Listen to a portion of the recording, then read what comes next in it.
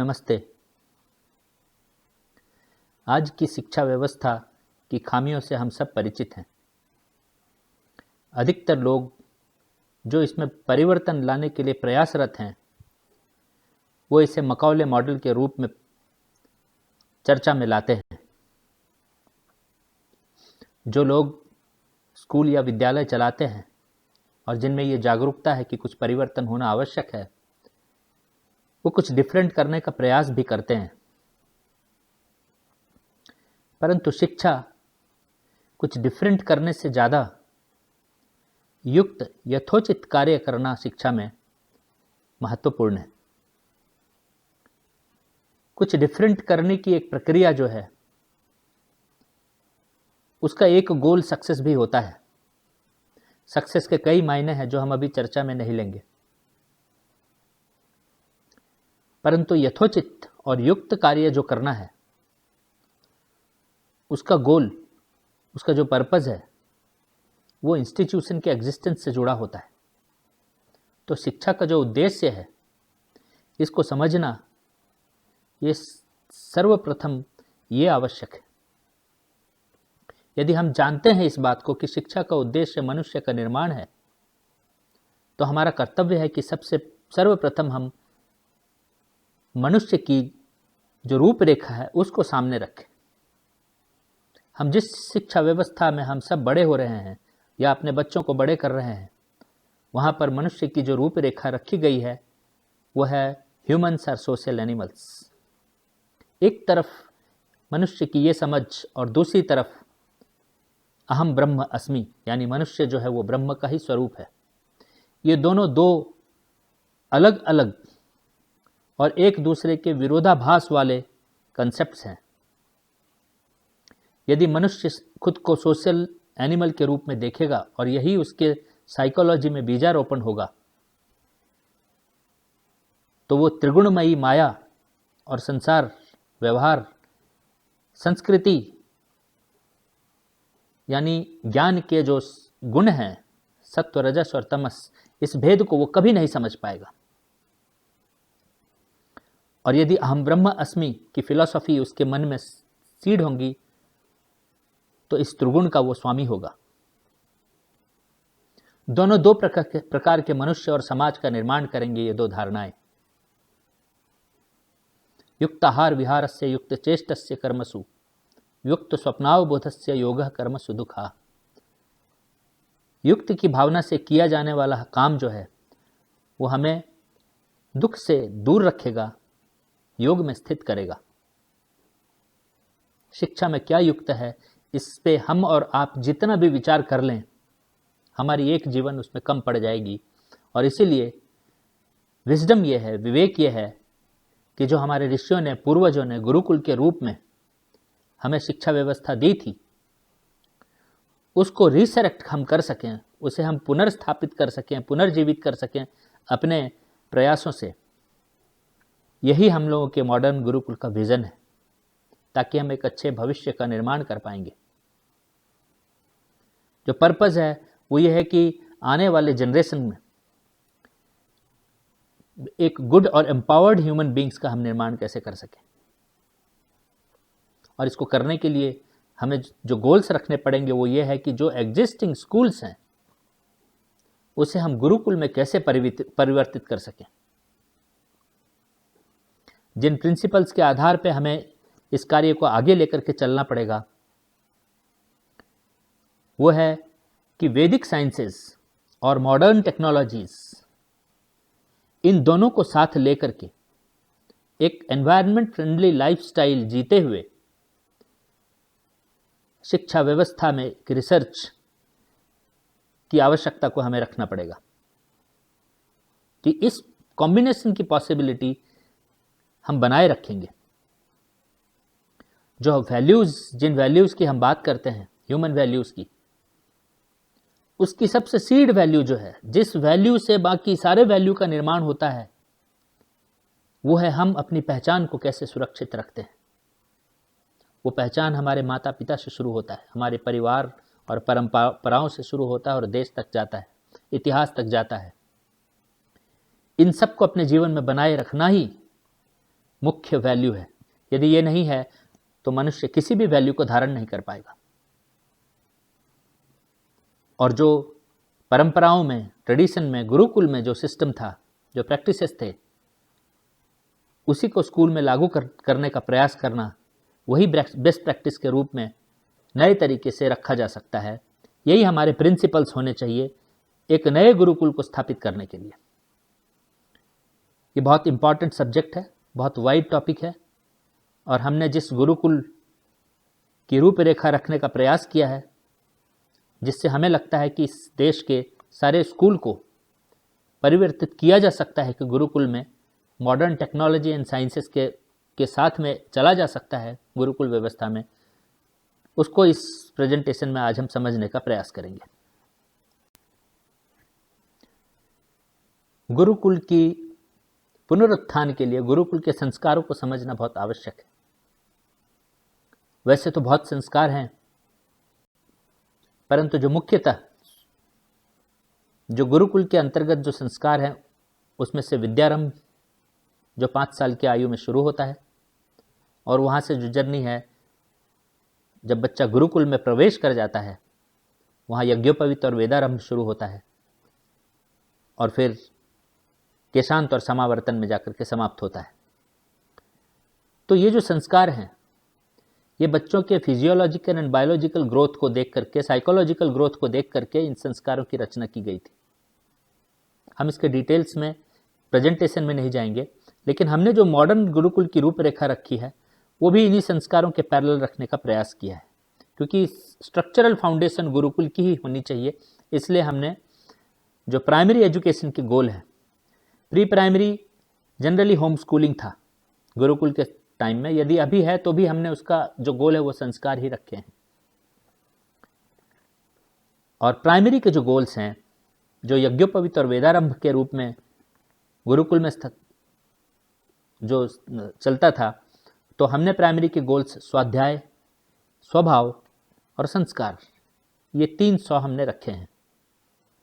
स्वभाव यानी उसकी जो लेटेंट टैलेंट है, उसकी जो प्रकृति है, उसके आधार पे वो वेदारंभ करे, यानी आगे की जर्नी ले वो कैरियर की तरफ। स्वाध्याय यानी सेल्फ स्टडी, जो फाउंडेशनल जो क्वालिटीज़ हैं, जो स्किल्स हैं, वो उसमें प्राइमरी स्टेज में डेवलप हो। और संस्कार यानी जिन वैल्यूज़ की हम बात करते हैं, उस पे इस एज ग्रुप में सर्वाधिक फोकस हो, ताकि आगे जब वो मैच्योर हो, जब वो स्किल डेवलपमेंट की तरफ बढ़े, जब वो कैरियर की तरफ बढ़े, तो वैल्यूज़ के निटिग्रिटीज़ में हम ज़्यादा एफर्ट ना लगाएं, क्योंकि वैल्यूज़ का निर्माण करना बहुत मुश्किल काम होता है, और ये जितनी अर्ली स्टेज में हो उतना जीवन में वो ज़्यादा उपयोगी और साथ जो है वो पॉसिबल होता है उस चीज़ को इम्बाइब करना। लेटर स्टेज में बहुत मुश्किल होता है। सेकेंडरी जो मॉडल, जो स्ट्रक्चर है हमारे प्रेजेंट एजुकेशन सिस्टम का, न्यू एजुकेशन पॉलिसी में उसे हम 5 ईयर्स जो पहला है अप टू स्टैंडर्ड 2, और 3 जो है 5+3, वो प्री प्राइमरी और प्राइमरी हो गया। और मिडिल और सेकेंडरी यानी 3+4 न्यू एजुकेशन पॉलिसी को, उसको हम मिला करके मिडिल और सेकेंडरी कह रहे हैं। तो जो मिडिल का जो गोल है वो स्वधर्म हो। स्वधर्म यानी जो स्वभाव की फाइंडिंग हुई है, उस स्वभाव के आधार पे जिस कैरियर या ग्रुप ऑफ कैरियर के जो सेक्टर हैं, उसमें जो बच्चों की अलाइनमेंट हो, उसके प्रति उसकी मोटिवेशन और पैशन को हम स्थापित कर सकें, वो उसका अपना जीवन का अंग बना सके, ऐसा स्वधर्म उसका धर्म हो जाए वो, ऐसा मिडिल जो स्कूल है उसका गोल हो कि ये अचीव किया जाए ह्यूमन क्वालिटी के पॉइंट ऑफ व्यू से। और सेकेंडरी में स्व आत्मस्वरूप यानी वो जो क्वालिटीज़, वो जो मोटिवेशन और पैशन है, वो स्पेसिफिक स्किल की तरफ, परफेक्शन की तरफ, एक्सेलेंस की तरफ बच्चा ले जा सके, वो स्व आत्मस्वरूप, वो उसका गोल है। और जो हायर एजुकेशन, टर्शियरी जिसको हम बोलते हैं, कॉलेज लेवल पे जो पढ़ाई हो, वो स्व आत्मस्वरूप, स्वावलंबन में परिवर्तित हो सके, यही उस विजन में जो हमने एम्पावरमेंट की बात की है उसकी रूपरेखा होगी। तो इस तरीके से गुरुकुल के जो समावर्तन को हमने स्व आत्मस्वरूप और स्वावलंबन की दृष्टि से लिया, और गुरुकुल और जो हमने मॉडर्न स्ट्रक्चर रखा है इसकी एक मैपिंग करते हुए पहले गोल्स को हमने एक रूपरेखा देने का प्रयास किया गुरुकुल के आधार पे।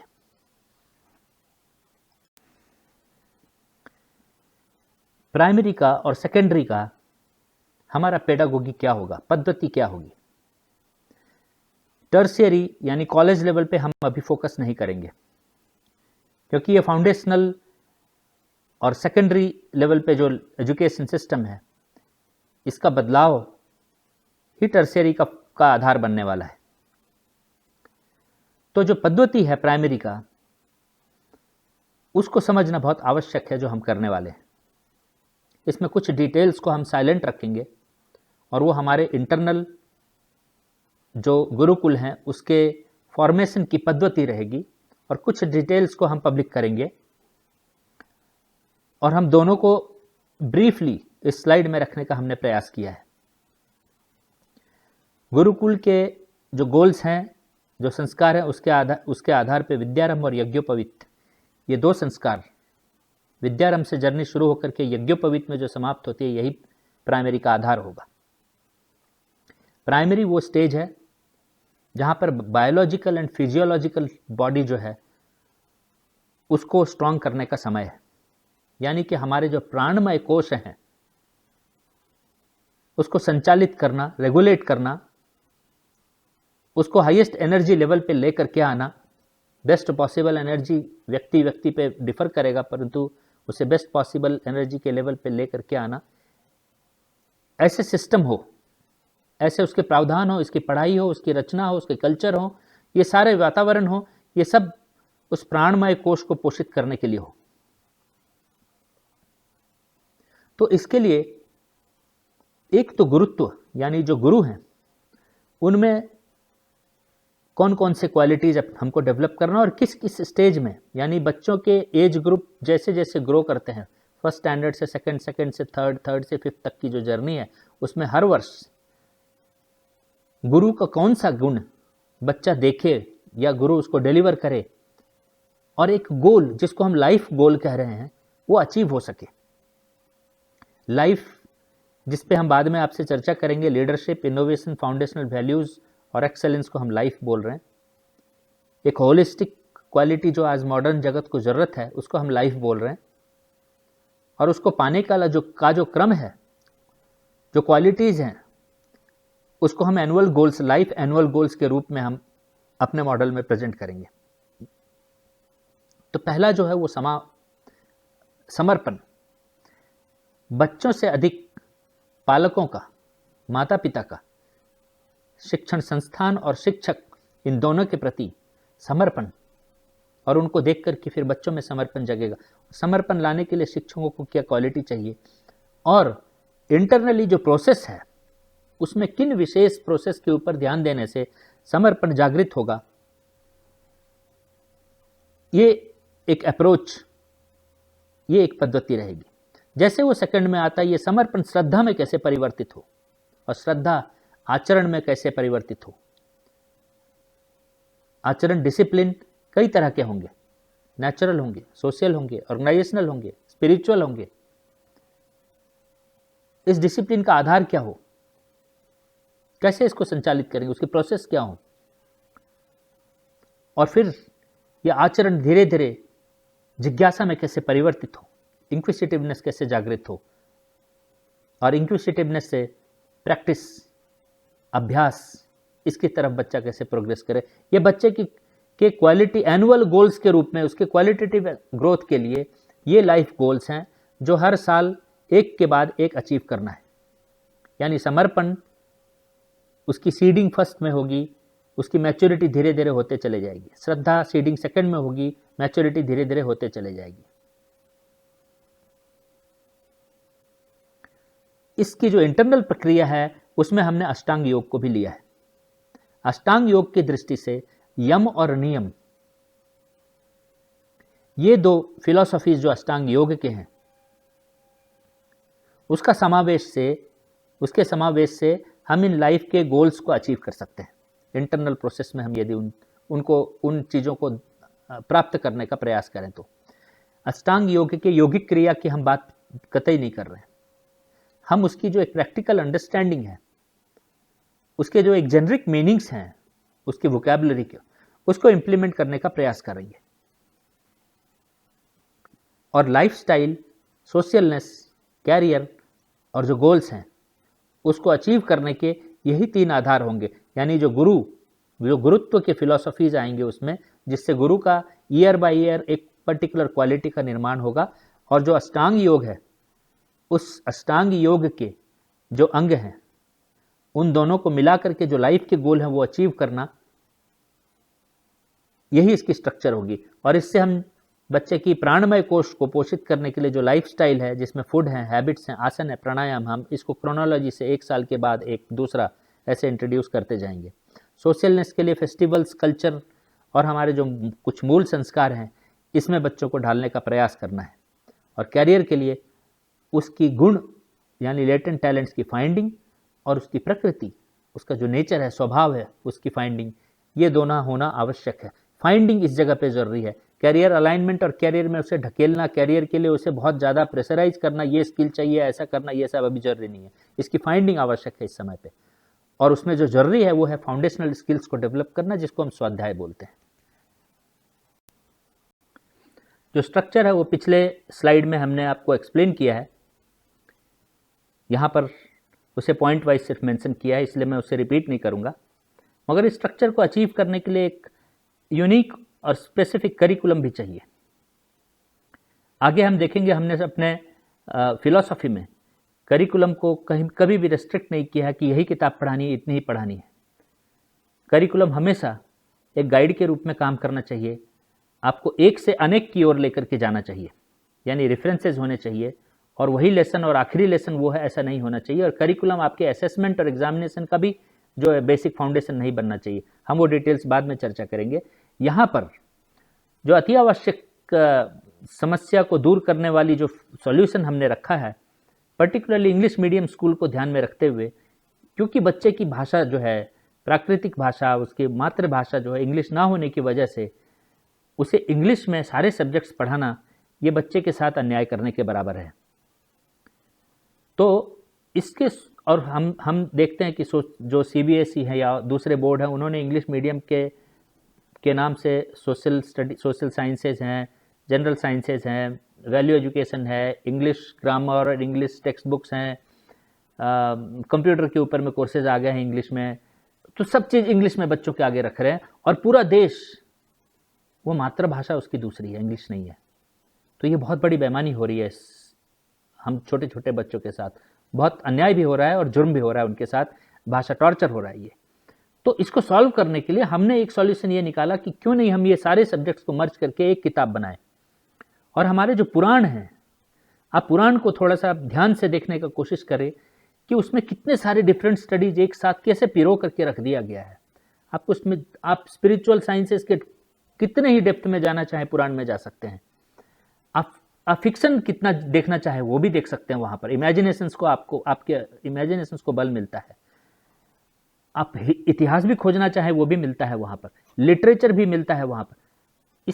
इसी स्वरूप में हमने सीबीएसई ने जो करिकुलम पब्लिश किया, गीता ने जो फिलॉसफी पब्लिश की वैल्यू एजुकेशन के पॉइंट ऑफ व्यू से, व्यक्ति निर्माण के पॉइंट ऑफ व्यू से, और इंग्लिश लिटरेचर जो आपकी रिक्वायरमेंट है, जनरल साइंसेस जो आप अलग से पढ़ाना चाहते, इस सब को मर्ज करते हुए हमने सबको एक किताब में पिरोया है। और वो उस किताब का नाम वही है जो हमने लाइफ गोल्स रखे हैं, उसको अचीव करना। तो ऐसे इंग्लिश के सब्जेक्ट हैं, परंतु पढ़ाने की जो पद्धति है वो टेक्स्ट बुक डिपेंडेंट ना हो। जब शिक्षक के क्लास में आए, वैसे तो शिक्षक गुरुत्व के शिक्षक निर्माण में बहुत सारे शिक्षक पद्धति जो है वो हम उसके ऊपर काम कर रहे हैं, लेकिन एक प्रिंसिपल जो हम शिक्षक को देते हैं कि आप जब क्लास में आते हो तो आपके पास किताब ना हो, बच्चों के पास किताब ना हो। ये बहुत इंपॉर्टेंट एस्पेक्ट है टीचिंग का, क्योंकि आप डिलीवरी मैन नहीं है। जो बच्चे वेरिफिकेशन वाले जगह पे नहीं है कि आप जो बोल रहे हो किताब में लिखा है या नहीं लिखा है या क्या लिखा है। You are the giver of knowledge, they are the taker of knowledge, and you must both be freely interacting to each other, understanding each other, and communicating with each other to exchange knowledge from the source.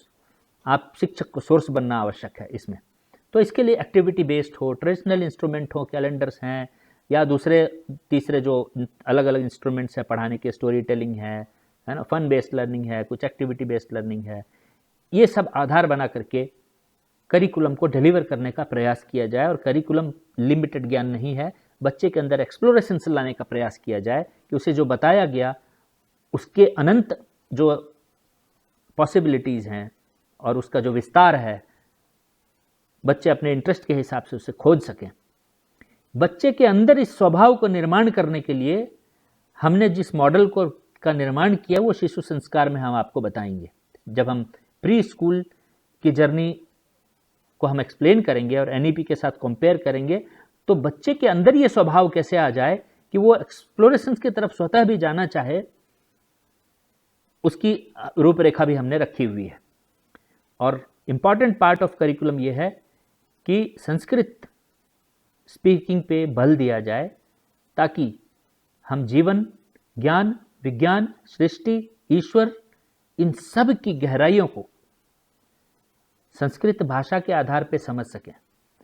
English translated जो कुछ भी है वो संस्कृत भाषा के मूल शब्द के अर्थ के आसपास भी नहीं है। और हम सब का समझ कमजोर होने का मूल कारण यह है कि हम सब संस्कृत में लिखे हुए चीज़ों को यदि प्रयास भी किए हैं तो इंग्लिश के जरिए समझने का प्रयास किए हैं।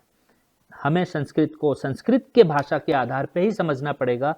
बहुत ज़्यादा तो हम अपनी मातृभाषा जो संस्कृत से जननी का ही दिया हुआ भाषा है, वो उसके आधार पर हम उनको समझने का प्रयास कर सकते हैं। गुरुकुल के प्राइमरी में जो कल्चर और असेसमेंट होगा वो इस प्रकार है कि टीचिंग, लर्निंग, कल्चर जो है ये एनुअल गोल से अलाइंड होगा। यानी स्टैंडर्ड 1 में यदि आपका गोल समर्पण को स्थापित करना है बच्चों के स्वभाव में, तो आपकी teaching and learning environment accordingly different होनी चाहिए, बजाय स्टैंडर्ड 3 के जहाँ पर आपका गोल जो है वो आचरण, डिसिप्लिन इम्बाइब करना है उनके अंदर।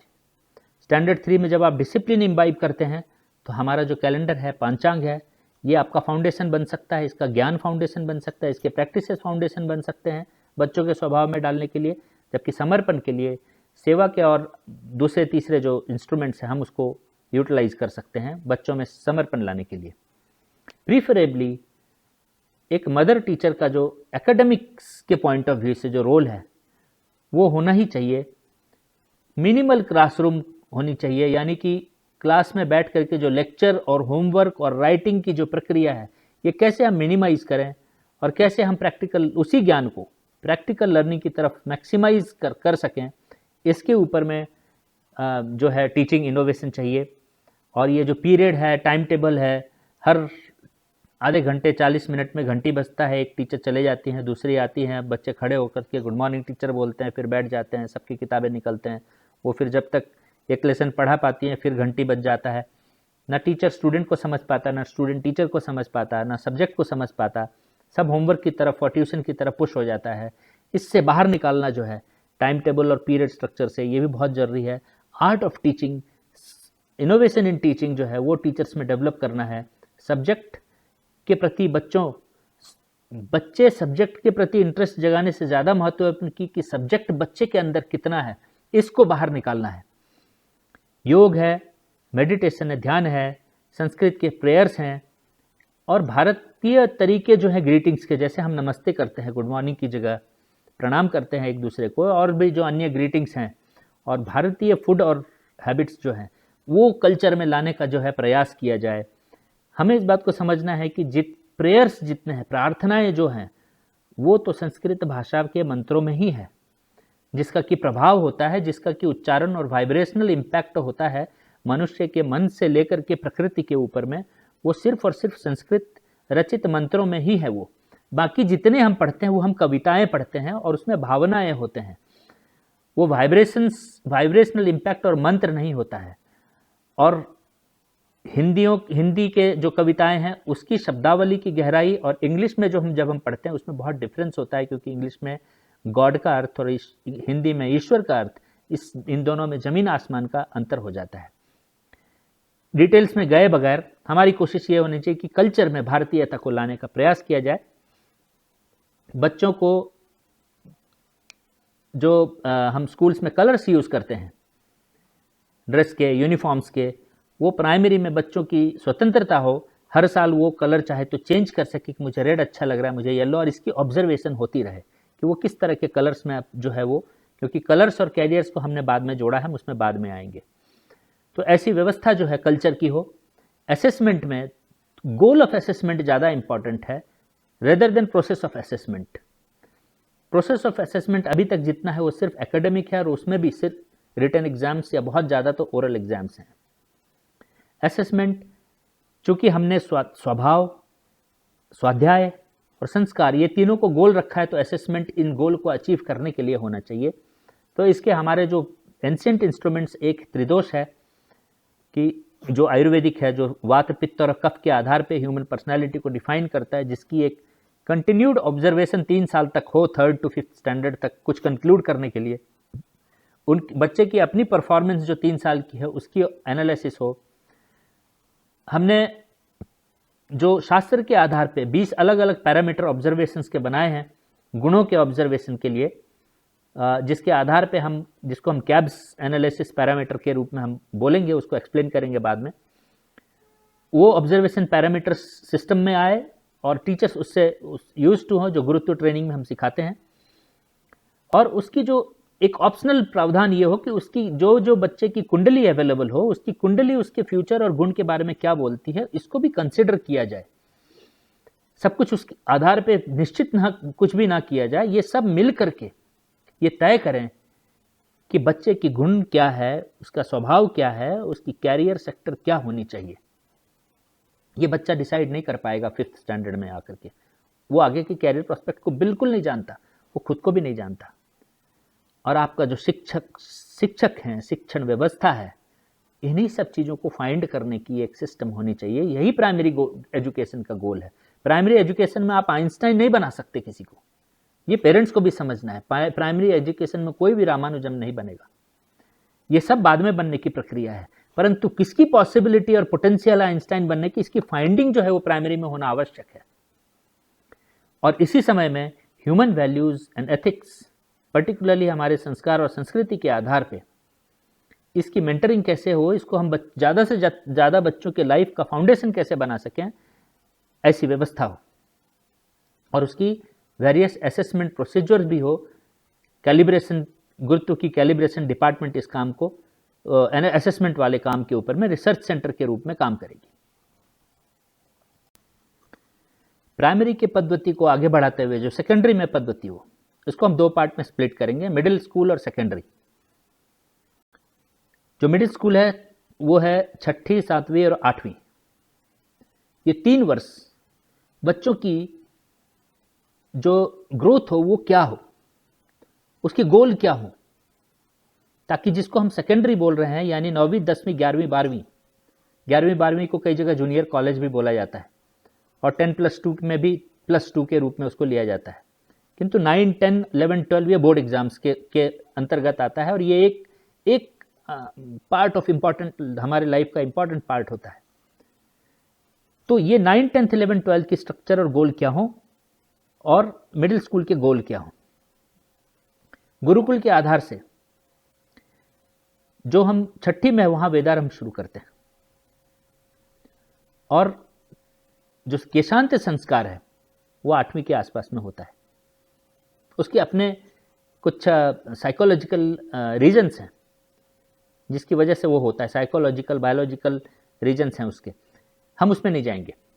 हम सिर्फ गुरुकुल को मानते हुए हमने इस गोल को तय किया है कि 8वीं में आने के बाद केशांत हो, 8वीं के बाद, और फिर समावर्तन जो है 12वीं के आसपास में हो सकता है, या उस एजुकेशन को और आगे ले जाना चाहे बच्चा तो ले जा सकता है। तो इसके जो लाइफ, यहाँ पर भी लाइफ के गोल्स जैसे प्राइमरी में थे हर साल के लिए, वैसे यहाँ पर भी लाइफ के गोल्स हैं। लाइफ में फिर से कह दूं, लाइफ यानी लीडरशिप, इनोवेशन, फाउंडेशनल वैल्यूज और एक्सेलेंस, इन चारों के कॉम्बिनेशन को बच्चों में डेवलप करने के लिए, उसके अंदर इनग्रेन करने के लिए हम लोगों को किन किन गुणों को किस तरीके से क्रमबद्ध क्रोनोलॉजिकली डेवलप करना चाहिए, ये लाइफ के एनुअल गोल पैरामीटर्स हैं। और ये लाइफ के जो गोल्स के पैरामीटर्स हैं, इसको इम्प्लीमेंट करने के लिए गुरु के अंदर में कौन कौन से गुण क्रोनोलॉजिकली आने चाहिए और या उसको डिलीवर करना चाहिए, और अष्टांग योग के कौन कौन से हम पैरामीटर प्रैक्टिकल लाइफ में ले सकते हैं, यौगिक लाइफ में नहीं, ये तय मिल करके तय करता है कि स्कूल का स्ट्रक्चर में लाइफ के पैरामीटर्स को हम कैसे अचीव करेंगे। और इसके बियॉन्ड जो प्रैक्टिकल लाइफ में जो लोगों को ये समझ में आना चाहिए कि स्कूल की लाइफ स्टाइल क्या है, उसकी प्रोग्रेशन क्या है लाइफ स्टाइल में, और उसकी लाइफ स्टाइल उसे कैसे एक प्राकृतिक जीवन जीने के लिए, स्वस्थ रहने के लिए, मानसिक और शारीरिक दोनों तरीके से उसको कैसे मदद करता है एक स्कूल, उसका निर्माण कैसे करता है, उसकी पाथ क्या है, उसकी एनुअल गोल्स क्या है। तो यहाँ पर क्लीनलीनेस, धन्वंतरी हम जिसको कह रहे हैं, वो हम अपने गुरुकुल में ऐसे कई सारे इंस्ट्रूमेंट्स हैं जिसकी ब्रोशर हम बाद में आपसे शेयर करेंगे, तो आपको समझ में आएगा कि ये इन चीज़ों को इम्प्लीमेंट करने के लिए गुरुकुल में व्यवस्थाएं क्या होनी चाहिए। लेकिन धन्वंतरी हम उसको बोल रहे हैं कि कुछ 20-25 इंपॉर्टेंट पौधे या जो हम मेडिसिनल प्लांट्स या मेडिसिनल पर्पस से जिनका हम प्रयोग कर सकते जीवन में, जैसे तुलसी होता है, गिलोय होता है, एलोवेरा होता है, आदि आदि, ऐसे 20 से 25 पौधों की जानकारी एक कॉमन, जो हमें वायरल फीवर से लेकर के, वायरल इलनेस से लेकर के कुछ स्पेसिफिक जो चोट लगते हैं वहाँ तक कि ट्रीटमेंट बच्चा खुद का कर सके, दूसरों का कर सके, इतना ज्ञान हर बच्चे में होनी चाहिए ताकि वो हॉस्पिटल उसके लाइफ में मिनिमाइज हो सके, डॉक्टर स्पेसिफिक पर्पज से उसके जीवन में आए, उसका मनी, उसका लाइफस्टाइल सब कुछ डॉक्टर डिपेंडेंट हो, हॉस्पिटल डिपेंडेंट हो, ऐसा ना हो। इसलिए धन्वंतरी एक लाइफस्टाइल हो, सात्विक हो, कॉन्स्टिट्यूशनल वैल्यू से अलाइन हो, फिटनेस, वेलनेस, और अंत में वो आसन, प्राणायाम, योग, ये सब जो है उसके जीवन में पूरी तरह से समावेश हो जाए इसका। तो ये लाइफस्टाइल के ऊपर है। उसी तरीके से सोशलनेस, उसकी इंडिविजुअल बिहेवियर्स, उसको कैसे समाज में फिट करता है, ग्लोबली, लोकली, हर एंगल से कौन कौन से क्वालिटीज़ वो हों जिससे वो अपने लोकल समाज में भी फिट हो और आगे जाते हुए कहीं यदि विदेश जाता तो वहाँ भी फिट होकर के अच्छे से रह सके। तो सोशलनेस उसमें कैसे डेवलप हो, और उसका कैरियर के लिए मिडिल स्कूल में जो फोकस है वो उसकी मनोमय शरीर पे है। ये जो आपको बताया कि ये धन्वंतरी सात्विक भावनाएं, ये जो है, या हेल्पफुलनेस, ऑनेस्टी, ट्रेडिशन, जो मैं रमना, जो सोशलनेस है, ये सब उसके मनोमय शरीर पे काम करने की प्रक्रिया है।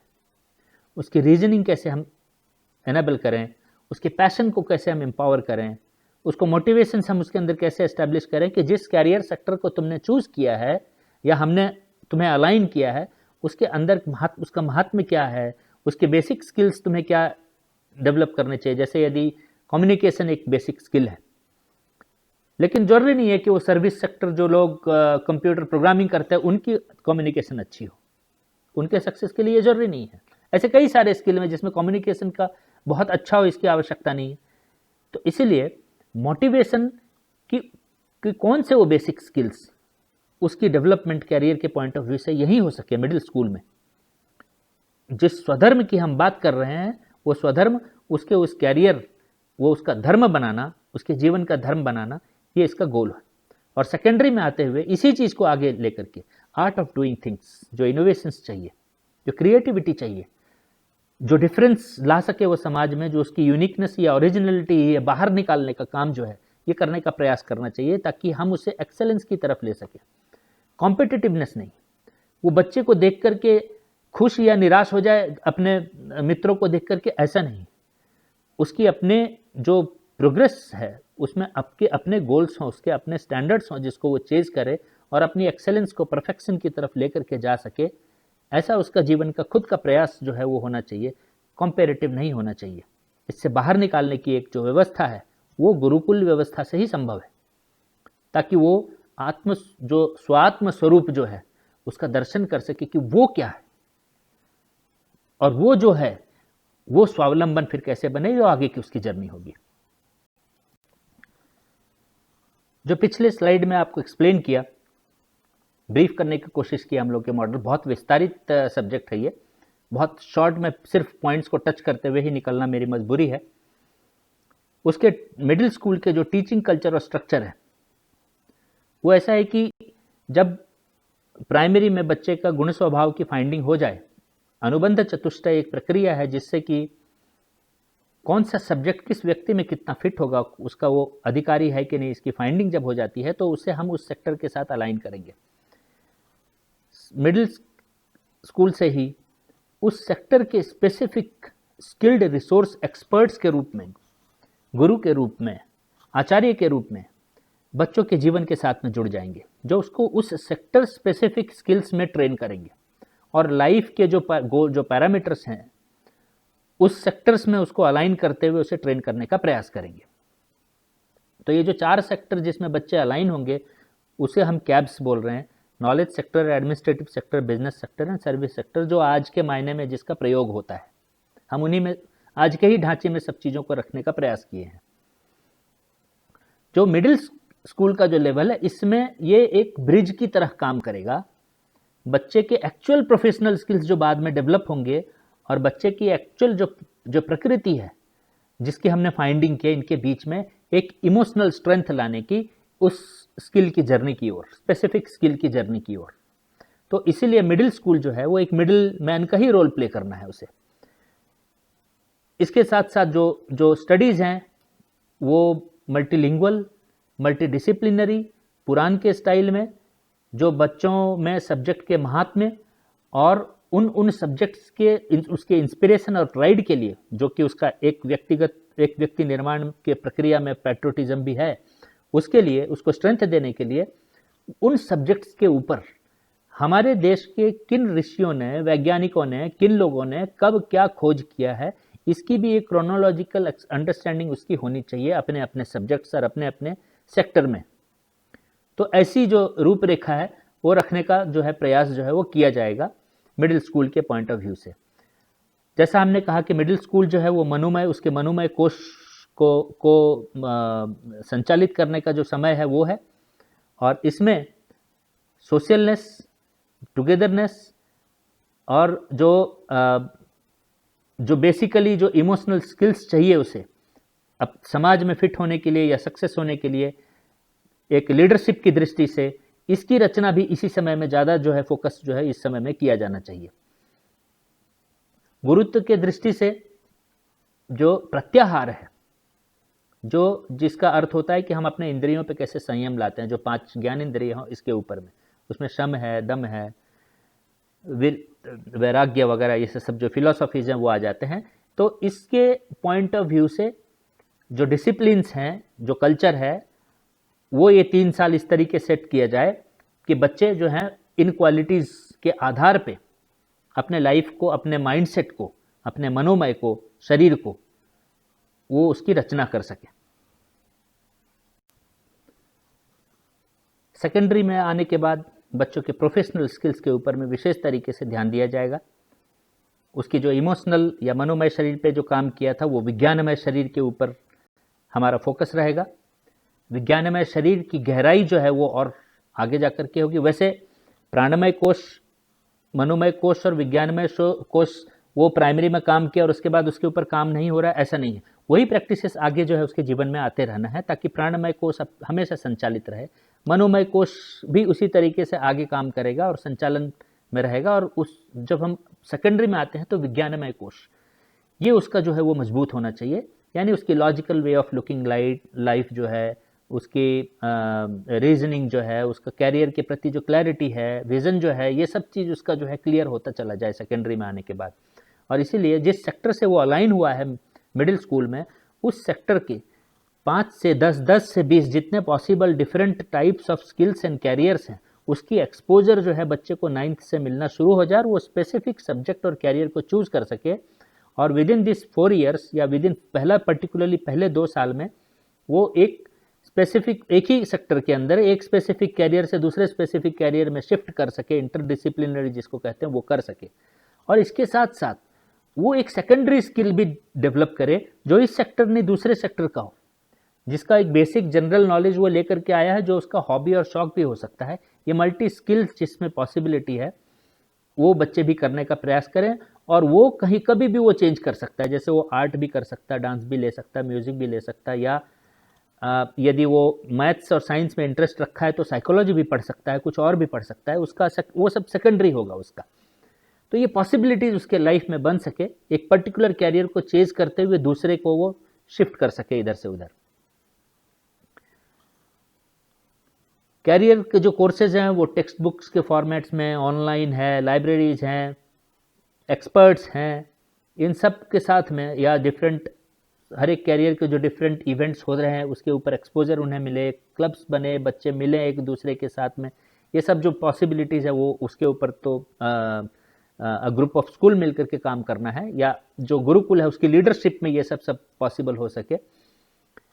जहाँ तक कैरेक्टर एंड कल्चर की बात है जो सेकेंडरी में रहेगा, क्योंकि हमने उनके वैल्यूज़ पे प्राइमरी लेवल पे ही काम कर लिया है और उसकी कंटिन्यूटी जो है हमने मेंटेन की है गुरुकुल व्यवस्था में, इसलिए हमें वैल्यूज़ पे बहुत ज़्यादा फोकस होने की आवश्यकता नहीं है। वैल्यूज़ अब दृढ़ होगा, उसका निर्माण वैल्यूज़ का हो चुका है प्राइमरी में ही, तो वो उसके स्वभाव में आ चुका है, इसलिए उस पर बहुत ज़्यादा कैरेक्टर एंड वैल्यूज़ पे अब फोकस करने की ज़रूरत नहीं। सेकेंडरी में हम स्किल एंड कैरियर पे बहुत ज़्यादा फोकस करना है। ऐसी कल्चरल व्यवस्था सेकेंडरी में होनी चाहिए, यानी एकेडमिक है, उसकी सोशलनेस कैसे स्ट्रांग हो, वो स्पिरिचुअल जर्नी भी यदि लेना चाहिए, स्पिरिचुअल एस्पेक्ट जो बेसिक्स हैं वो कैसे उसमें एम्पावर हो, ऑर्गेनाइजेशनल कल्चर को कैसे वो अलाइन हो सके, टीम बिल्डिंग, लीडरशिप, ये सब चीज़ें जो है वो उसको डिलीवर कैसे, एक्सपीरियंस कैसे कर पाए रियल लाइफ में।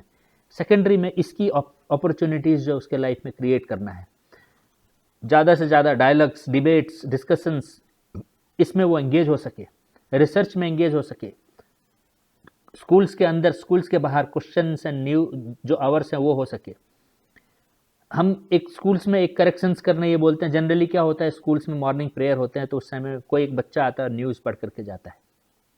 बच्चे न्यूज़ आजकल बहुत सोर्सेज से मिल जाते हैं उन्हें, आप भी पढ़ रहे हैं, ये कोई वैल्यू एडिशन नहीं है। एक बच्चे को एक पर्टिकुलर न्यूज़ को चेज करके उसकी एनालिसिस करने के लिए महीने भर के लिए लगाना, और उसकी एनालिसिस वो किस किस आधार पे करता है, ये क्वालिटी उनमें डेवलप करने की कोशिश करना। क्या उस न्यूज़ को एनालाइज करने के लिए उसकी एक जो रूपरेखा वो सामने रखता है लोगों के आगे में, उसको जो है वो लोगों के साइकोलॉजी पे इम्पैक्ट करता है एक पत्रकार जो है, तो उसके पीछे उसकी अंडरस्टैंडिंग क्या धर्म की है, उसकी अंडरस्टैंडिंग क्या सोसाइटी की है, उसकी अंडरस्टैंडिंग क्या कॉन्स्टिट्यूशन की है, उसकी अंडरस्टैंडिंग एक बैलेंस्ड अप्रोच है या नहीं है, ये सब क्वालिटीज़ न्यूज़ एनालिसिस जब वो उच्च स्टेज पे आके करता है तो उससे हमें समझ में आ सकता है। तो इस तरह के जो एक्टिविटीज़ हैं, एक ही चीज़ वही है मगर हम उसे इस तरीके से करें कि वो गुरुकुल पद्धति का चीज़ बन जाए। लाइब्रेरीज़, दो स्कूल का अलग अलग लाइब्रेरी क्यों वो डिस्ट्रीब्यूटेड नहीं हो सकता, क्यों शेयर्ड नहीं हो सकता? हाँ, क्यों स्पेसिफिक बुक्स बच्चे को यदि इस लाइब्रेरी में नहीं है तो किसी और लाइब्रेरी से अवेलेबल हो जाए उसे, ऐसी व्यवस्था जो करनी है। प्रोजेक्ट बेस्ड वो एक्टिविटी कर सके, इवेंट बेस्ड वो जो लर्निंग अपनी है वो कर सके, ऐसे सारे जो उसे एंट्रप्रेन्योर बनाने के लिए, एम्पावर बनाने के लिए जो व्यवस्था है वो सेकेंडरी के लेवल पे ही बच्चों के लाइफ में आ जाना चाहिए। करिकुलम के विषय में हम पहले चर्चा कर चुके हैं, करिकुलम एंड असेसमेंट दोनों की दृष्टि से, यहाँ सिर्फ वापस उसको ब्रीफ किया है। करिकुलम की डिज़ाइन जो है वो शास्त्र के फंडामेंटल प्रिंसिपल्स के आधार पे हो, कोई भी सब्जेक्ट हो, आप मैथ्स पढ़ा रहे हो या कुछ भी, तो उसकी जो फंडामेंटल है कि वो क्रमबद्ध है, वो शाश्वत है, यूनिवर्सली अप्लाइड है, वो ज्ञान जो है उसमें इंक्रीमेंटल है, नॉलेज में बैलेंस्ड है, वो बायस्ड नहीं है, एक पर्टिकुलर थॉट को ही क्लोज डाउन कर रहा है ऐसा नहीं है, इंक्विसिटिवनेस को बढ़ाता हो, इंक्वायरी को बढ़ाता हो, प्रश्न क्रिएट करता हो, प्रश्नों के उत्तर देता हो, इस तरीके से करिकुलम का जो है डिज़ाइन और रूपरेखा रखने का प्रयास करना चाहिए फंडामेंटल प्रिंसिपल्स पे। मल्टीडिसिप्लिनरी जो है वो बच्चे की आउटलुक कैसे हो, इसके ऊपर भी करिकुलम ध्यान देना चाहिए। फॉर एग्जांपल कि हम कहते हैं जाकी रही भावना जैसी, प्रभु मूरत देखी तिन तैसी। एक लिमिटेड और बायस्ड अप्रोच से हम दुनिया जब देखते हैं तो हमें वैसे ही दिखाई देती है, और हम अपने अंडरस्टैंडिंग को जब हम व्यापक करते हैं तो हमें दुनिया एक दूसरे रूप में दिखाई देती है। तो हमारा स्किल में भी स्पेसिफिक हो, लेकिन हमारा जो आउटलुक है वर्ल्ड का, लोगों का, व्यवहार का, समाज का, ये एक होलिस्टिक होना ये आवश्यक होता है। तो करिकुलम के डिज़ाइन में इन सब बातों का ध्यान रखा जाए। बुक्स में रीडेबिलिटी कैसे इम्प्रूव किया जाए, इसके ऊपर में भी जो बुक के डिज़ाइन में ध्यान दिया जाए, क्योंकि रीडेबिलिटी कम हुई है और ज़्यादातर इलेक्ट्रॉनिक डिवाइसेस में गए हैं, वहाँ पर तो रीडेबिलिटी बहुत ज़्यादा नहीं है, वहाँ पर स्पीड ऑफ लाइट से चीज़ें आ रही हैं और जा रही हैं। उससे ज़्यादा जो लर्निंग है, करिकुलम जो है वो बच्चों को एक जगह, एक पॉइंट पे अधिक से अधिक सोचने के लिए कैसे प्रेरित करे, उसे ध्यान की अवस्था में कैसे लेकर के जाए, ऐसी करिकुलम की डिज़ाइन और कंटेंट एक ऑप्टिमाइज्ड तरीके से रखने का प्रयास हो। गार्बेज ना हो कंटेंट में, यूजलेस चीज़ें ना हो कंटेंट में, कंटेंट बच्चों को दिशा देता हो, ऐसे गाइडलाइंस पे करिकुलम जो है वो डिज़ाइन किया जाए गुरुकुल का। कुछ प्रयास हम लोग कर रहे हैं, और जैसे जैसे कंटेंट और करिकुलम तैयार होता जाएगा वो अन्य स्कूल्स के साथ उसको हम शेयर करना शुरू कर देंगे। टीचर की इन्वॉल्वमेंट बच्चे की असेसमेंट में, बच्चे की परफॉर्मेंस टीचर के असेसमेंट में, ये सब जो है वो एक सिस्टमेटिक तरीके से हो, और ये व्यक्तिगत तौर पे उन्हें एक दूसरे पर प्रभावशाली बनाए ये असेसमेंट। ऐसा नहीं होना चाहिए। ऐसा नहीं होना चाहिए कि बच्चे की परफॉर्मेंस नीचे जा रही है तो टीचर की असेसमेंट वीक हो रही है, और इसको मैनेज करने के लिए फिर मनुष्य बहुत कुछ जो है वो गलत सलत करना शुरू करता है, डिप्लोमेटिक होता है, पॉलिटिकल होता है, और फिर बहुत सारे मिसमैनेजमेंट जो है वो करना शुरू करता है। ऐसा ना हो, सब इंडिपेंडेंटली अपनी इंटीग्रिटी को बनाए हुए, रखे हुए कैसे काम कर सकें, ऐसी असेसमेंट पैरामीटर्स जो है सिस्टमेटिक तरीके से चलता रहे। यानी कि वैल्यूज़ में जब फाउंडेशंस हो जाता है तो फिर ये मैनिपुलेशंस जो है उसकी मिनिमाइजेशन जो होनी शुरू हो जाती है। इसलिए वैल्यूज़ बहुत एसेंशियल पार्ट है जिस पे हमने प्राइमरी में ही फोकस किया, और जो टीचर निर्माण में, शिक्षक निर्माण में बहुत ज़्यादा हम फोकस करेंगे। तो ऐसे मल्टीपल असेसमेंट पैरामीटर्स हों। रियल टाइम असेसमेंट हम कैसे करें, इवेंट्स, बच्चे बहुत सारे इवेंट्स में पार्टिसिपेट करते हैं, रियल लाइफ में वो अपने व्यवहार से बहुत कुछ दर्शाते हैं। तो ये सब हमारे होलिस्टिक ऑब्जर्वेशन पैरामीटर्स के अंतर्गत आ सकें बच्चे की असेसमेंट में, इसकी प्रावधान गुरुकुल में होनी चाहिए।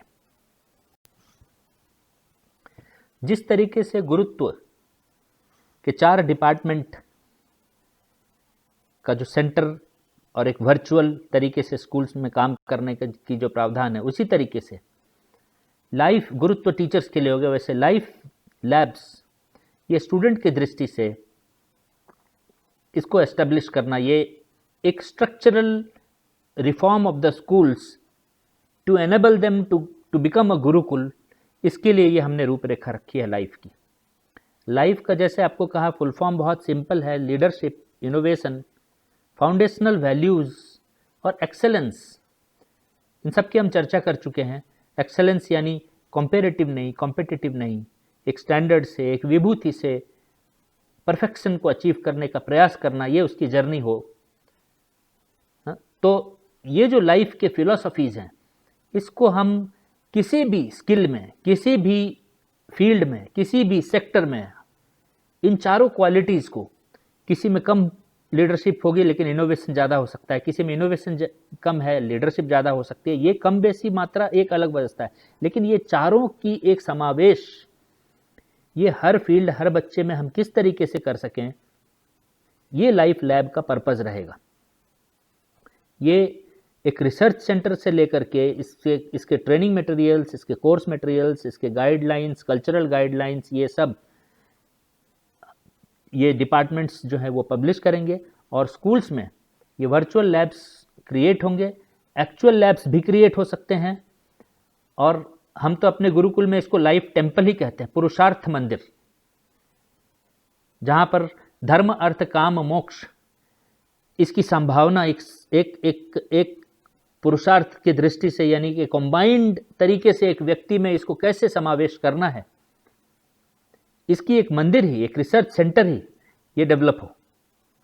और उसकी वर्चुअल एस्पेक्ट के पॉइंट ऑफ व्यू से जितने स्कूल्स में हम इसको फैला सकें, उतने स्कूल्स को हम एक गुरुकुल में ट्रांसफॉर्म कर सकेंगे।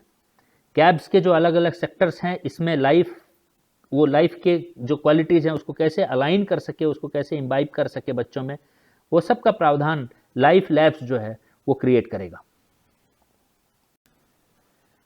अंत में मैं यही कहूँगा कि ये बहुत डीप रूटेड वर्क है।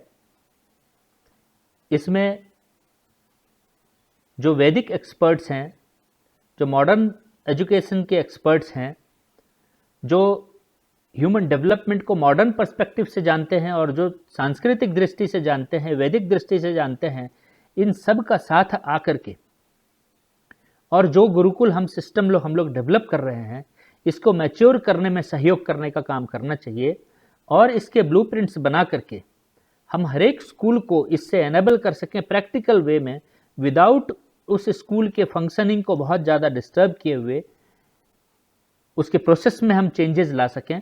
ऐसा S2G का गोल है। S2G के करिकुलम को वो स्कूल ले ले ये जरूरी नहीं है, गुरुत्व को वो स्कूल ले ले वो जरूरी नहीं है, लेकिन लाइफ लैब को लेने से वो स्कूल यदि एनेबल होता है और उसके बहुत सारे क्वालिटेटिव इंप्रूवमेंट पॉसिबल होते हैं, तो वो उस स्कूल की गुरुकुल की जर्नी होगी। यदि वो सिर्फ गुरुत्व भी लेता है तो भी वो उसके गुरुकुल की जर्नी होगी। यदि वो सिर्फ करिकुलम लेता है तो भी उस स्कूल में ट्रांसफॉर्मेशन आएगा और गुरुकुल की ओर ही उसकी जर्नी होगी। तो एक स्कूल हमारे कौन से एस्पेक्ट को, ब्लूप्रिंट को वो ले सकता है, ये पॉसिबिलिटीज़ हम बनाए, इस सिस्टम को मैच्योर करते हुए, इसकी की पूरी रूपरेखा रखते हुए, ये हमारे देश के एजुकेशन सिस्टम को एक नई दिशा की ओर लेकर के जाएगा। और अपने आप में यदि ये पद्धति जो हमने प्राइमरी सेकेंडरी का हमने जो सामने रखा है, इसमें हम अपने शास्त्र से लेकर के मॉडर्न स्टडीज़ को इंक्लूड करते हुए व्यक्ति निर्माण की जो फिलॉसफी रखी है, अष्टांग योग, पंचकोशीय शरीर, और हमारे जो सृष्टि के जो बेसिक रचना के जो फिलॉसफीज हैं, इन सब का जो समावेश किया है इस गुरुकुल व्यक्ति निर्माण के को ध्यान में रखते हुए, इस गुरुकुल के पद्धति के पॉइंट ऑफ व्यू से हम इसे यदि ठीक से क्रिएट कर सके, तो मेरा विश्वास है कि हम विश्व के सबसे बेहतरीन एजुकेशन मॉडल को फिर से प्रस्तुत कर पाएंगे। आप सबका इसमें सहयोग, सहभागी, और हम सब इसको लेकर के आगे चल सकें, ऐसी मेरी कामना है। नमस्ते।